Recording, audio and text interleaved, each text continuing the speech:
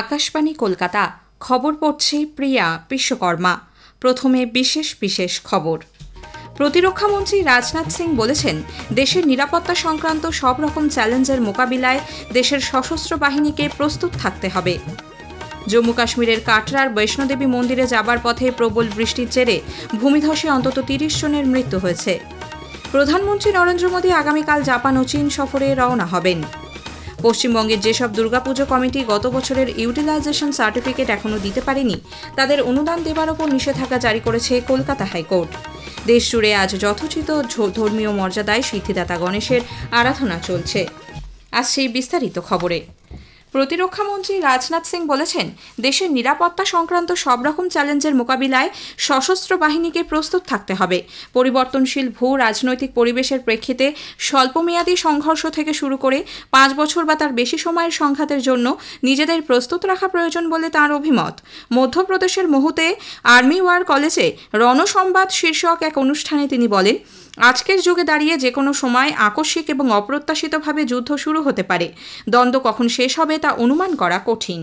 The name Ranasambad also has historical basis in India and reminds me of many incidents from our history which show us how civilizationally battles means run and dialogue means sambad. In India, we are intertwined. In our culture, dialogue is not separate from battle. It comes before the battle. It happens during the battle and it continues even after the battle. দেশের ৬৩ লক্ষেরও বেশি প্রাক্তন সশস্ত্র বাহিনীর সদস্য ও তাদের ওপর নির্ভরশীল পরিবারের সদস্যদের পেনশন, স্বাস্থ্য ও নানা কল্যাণমূলক সেবা সংক্রান্ত পরিষেবা প্রদানের উদ্দেশ্যে প্রতিরক্ষা মন্ত্রক কোয়ালিটি কাউন্সিল অফ ইন্ডিয়ার সঙ্গে সমঝোতা স্মারকপত্র মৌ স্বাক্ষর করেছে। মন্ত্রক জানিয়েছে, এই সমঝোতার ফলে department of ex servicemen welfare DESWকে quality council of India digital পর্যালোচনা, প্রমাণভিত্তিক নীতি অনুমোদন সহ নানা বিষয় সহায়তা প্রদান করবে। রাজ্য সরকার, জেলা সৈনিক বোর্ড, আর্মড ফোর্সেস হসপিটাল এবং নথিভুক্ত হাসপাতালগুলির সঙ্গে সহযোগিতার ভিত্তিতে কাজ করবে DESW। Garden Reach ship builders and engineers লিমিটেডের তৈরি দেশীয় প্রযুক্তিতে নির্মিত উন্নত গাইডেড মিসাইল বাহী রণতরী INS হিমগিরি ভারতীয় নৌবাহিনীতে সামিল হয়েছে। গতকাল বিশাখাপত্তনমে এক অনুষ্ঠানে আনুষ্ঠানিকভাবে হিমগিরিতে নৌবাহিনীতে সামিল করা হয়। এই যুদ্ধজাহাজ নৌবাহিনীর প্রজেক্ট 17 এর প্রথম জাহাজ। আরও দুটি একই শ্রেণীর জাহাজ তৈরি হচ্ছে। ৬,৬৭০ টন ওজনের প্রায় ১৪৯ মিটার লম্বা এই যুদ্ধজাহাজ অত্যাধুনিক অস্ত্রশস্ত্রে সজ্জিত। এর মধ্যে রয়েছে Barack ৮ air defence missile system এবং ব্রাহ্মোস অ্যান্টিশিপ ও ল্যান্ড অ্যাটাক মিসাইল। ফলে আকাশ, স্থল এবং সমুদ্র ৩ দিক থেকেই আক্রমণ প্রতিহত করার ক্ষমতা অর্জন করল INS হিমগিরি। জম্মু কাশ্মীরের কাটরায় বৈষ্ণোদেবী মন্দিরে যাবার পথে ভারী বৃষ্টির ফলে ভূমিধসের জেরে কমপক্ষে ৩০ জনের মৃত্যু হয়েছে। স্বরাষ্ট্রমন্ত্রী অমিত শাহ এই ঘটনাকে অত্যন্ত দুঃখজনক বলে বর্ণনা করেছেন। তিনি জম্মু কাশ্মীরের মুখ্যমন্ত্রী ওমর আবদুল্লাহ এবং উপরাজ্যপাল মনোজ সিনহার সঙ্গে কথা বলেছেন এবং কেন্দ্রের পক্ষ থেকে পূর্ণ সহায়তার আশ্বাস দিয়েছেন। অবিরাম বৃষ্টির প্রেক্ষিতে CRPF এর জওয়ানরা দ্রুত উদ্ধার অভিযান শুরু করে এবং আহতদের কাটরার কমিউনিটি হেলথ সেন্টারে স্থানান্তরিত করা হয়। আটকে পড়া তীর্থযাত্রীদের সহায়তাও করছে জওয়ানরা এবং প্রয়োজনীয় চিকিৎসা সামগ্রী সহায়তা প্রদান করেছে।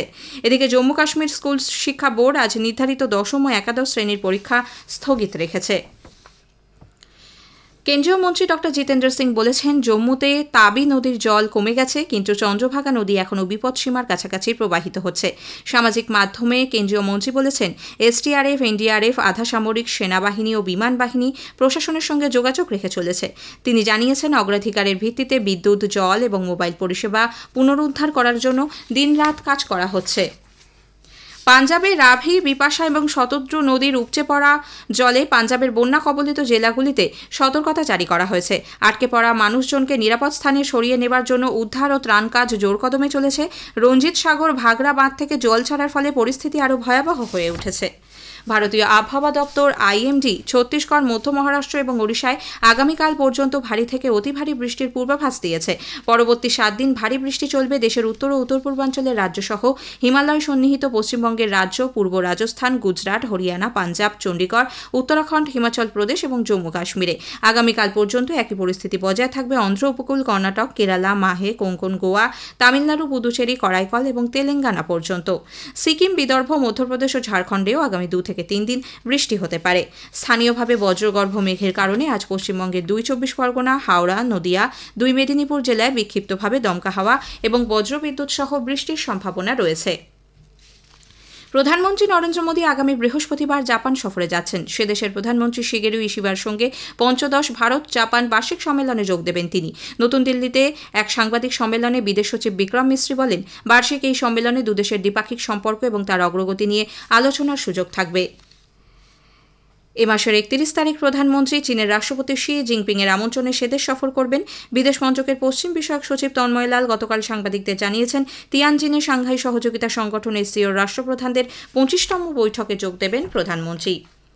প্রধানমন্ত্রী আগামী রবিবার আকাশবাণীর মন কি বাত অনুষ্ঠানের মধ্যে দিয়ে দেশ বিদেশের মানুষের সঙ্গে তাঁর চিন্তাভাবনা ভাগ করে নেবেন। এটি হবে মাসিক এই বেতার অনুষ্ঠানের 125তম পর্ব।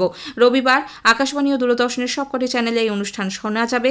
এবারও সাধারণ মানুষের পরামর্শ, বক্তব্য ও মতামত জানতে চেয়েছেন প্রধানমন্ত্রী। মাইগভ ওপেন ফোরাম কিংবা নরেন্দ্র মোদী অ্যাপে লিখিত বার্তা পাঠানো যাবে। টোল ফ্রি নম্বর 1800117800 মারফতও বার্তা পাঠানো যাবে। খবর শুনছেন আকাশবাণী কলকাতা কেন্দ্র থেকে। আমাদের সংবাদ শোনা যাচ্ছে ইউটিউব চ্যানেল আকাশবাণী সংবাদ বাংলা, ফেসবুক ও ইনস্টাগ্রাম আকাশবাণী সংবাদ কলকাতা এবং এক্স হ্যান্ডেল AIR নিউজ কলকাতাতে। যেসব ক্লাব গত বছর দুর্গাপুজোর জন্য পশ্চিমবঙ্গের দেওয়া টাকা খরচের হিসেব এখনও দিতে পারেনি, তাদের অনুদান দেওয়ার ওপর নিষেধাজ্ঞা জারি করেছে কলকাতা হাইকোর্ট। 2 বিচারপতি সুজয় পাল ও স্মিতা দাসদের ডিভিশন বেঞ্চ নির্দেশ দিয়েছেন, চলতি বছর বিজয়া দশমীর 1 মাস পর সব ক্লাবকেই রাজ্য পুলিশের মহানির্দেশক ও কলকাতার পুলিশ কমিশনারের কাছে টাকা খরচের ইউটিলাইজেশন সার্টিফিকেট দিতে হবে। এদিকে রাজ্যের অ্যাডভোকেট জেনারেল কিশোর দত্ত আজ আদালতে জানান, 41,795টি ক্লাবের মধ্যে মাত্র 3টি ক্লাব খরচের হিসেব দেয়নি। বিচারপতি সুজয় পাল বলেন, 2022 সালের 13 সেপ্টেম্বর বিচারপতি প্রকাশ শ্রীবাস্তব নির্দেশ দিয়েছিলেন, নির্দিষ্ট সময়ের আগের বছরের টাকা খরচের ইউটিলাইজেশন সার্টিফিকেট দিলে তবেই তাদের অনুদান মঞ্জুর করা যাবে। সেই নির্দেশই রাজ্যকে চলতি বছরও মানতে হবে। দুর্গাপুজোর ছুটির 1 মাস পর এই মামলার ফের শুনানি হবে। নির্বাচন কমিশনের নির্দেশে রাজ্যের মুখ্য নির্বাচনী আধিকারিকের দপ্তর নথিভুক্ত অথচ স্বীকৃতিহীন রাজনৈতিক দলগুলিকে শুনানির জন্য তলব করেছে। আগামী 29 আগস্ট 12টি এ ধরনের রাজনৈতিক দলকে শুনানিতে ডাকা হয়েছে। মূলত নির্বাচন কমিশনের খাতায় নথিভুক্ত অথচ দীর্ঘদিন ধরে নিষ্ক্রিয় এই রাজনৈতিক দলগুলির অস্তিত্ব নিয়ে প্রশ্ন তুলেছে নির্বাচন কমিশন। ইতোমধ্যেই দেশের 345টি এ ধরনের রাজনৈতিক দলকে চিহ্নিত করা হয়েছে, যাদের মধ্যে 334টি দলের নাম নির্বাচন কমিশনের খাতা থেকে বাদ দেওয়া হয়েছে। এ রাজ্যে এ ধরনের 72টি দল রয়েছে যারা নির্বাচন কমিশনের স্বীকৃতি না পেলেও নথিভুক্ত। সারা দেশে আজ যথোচিত ধর্মীয় মর্যাদা ও উৎসাহে গণেশ উৎসব পালিত হচ্ছে। পুরাণ মতে ভাদ্র মাসের চতুর্থী তিথিতে শ্রী গণেশের আবির্ভাব উপলক্ষে এই উৎসবের আয়োজন। 1893 সালে লোকমান্য বালগঙ্গাধর তিলক ব্রিটিশ শাসনের বিরুদ্ধে জাতীয়তাবাদী চেতনাকে জাগ্রত করতে এবং সমাজে ঐক্য আনতে গণেশ উৎসবকে সর্বজনীন উৎসবে পরিণত করেন।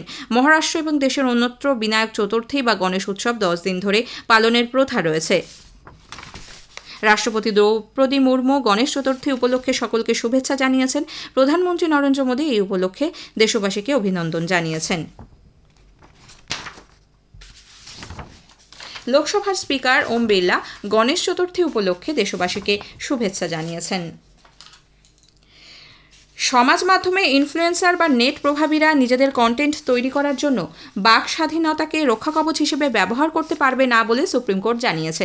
শীর্ষ আদালতে 2 বিচারপতি সূর্যকান্ত এবং জয়মাল্য বাগচি জানিয়েছেন, নেট প্রভাবীরা নিজেদের বক্তব্যের বাণিজ্যিকীকরণ করেন, সেক্ষেত্রে কোনো কন্টেন্ট বাণিজ্যিক বা নিষিদ্ধ বক্তৃতার আওতায় পড়লে সেটির জন্য বাক স্বাধীনতার অধিকার প্রযোজ্য হবে না।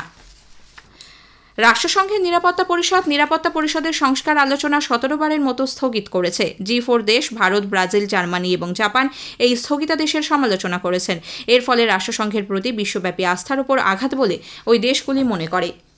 জিম্বাবুয়ের এক ছাত্রের মৃত্যুর খবরে জাতীয় মানবাধিকার কমিশন পাঞ্জাব পুলিশের মহানির্দেশক ও ভাটিন্ডার গুরু কাশী বিশ্ববিদ্যালয়ের রেজিস্ট্রারকে নোটিশ জারি করেছে। সংবাদ মাধ্যমের প্রতিবেদনের প্রেক্ষিতে কমিশন স্বতঃপ্রণোদিতভাবে 2 সপ্তাহের মধ্যে এই ঘটনার বিস্তারিত প্রতিবেদন চেয়েছে। শেষ করার আগে খবরের বিশেষ কিছু অংশ আরও একবার। প্রতিরক্ষা মন্ত্রী রাজনাথ সিং বলেছেন, দেশের নিরাপত্তা সংক্রান্ত সব রকম চ্যালেঞ্জের মোকাবিলায় দেশের সশস্ত্র বাহিনীকে প্রস্তুত থাকতে হবে। প্রধানমন্ত্রী নরেন্দ্র মোদী আগামীকাল জাপান ও চীন সফরে রওনা হবেন। খবর শেষ হলো। এর পরের খবর 1:30 মিনিটে।